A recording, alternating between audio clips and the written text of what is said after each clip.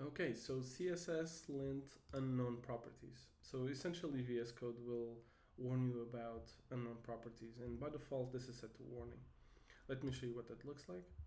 So I created a property called property, which obviously doesn't exist, and VS Code shows you a warning about that. Now, the way this works is there's a spec, the specification for CSS, and properties are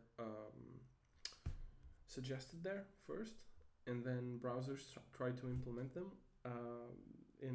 Before the implementation is decided on, browsers will have a vendor prefix that will have their own implementation, to try and test things out.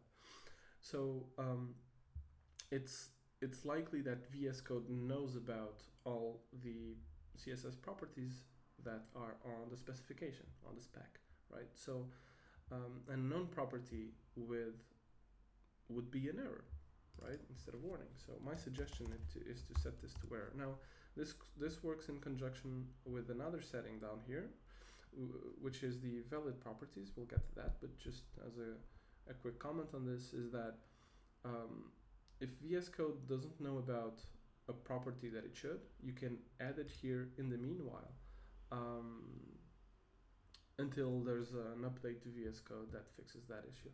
But we'll talk about this setting in its own video.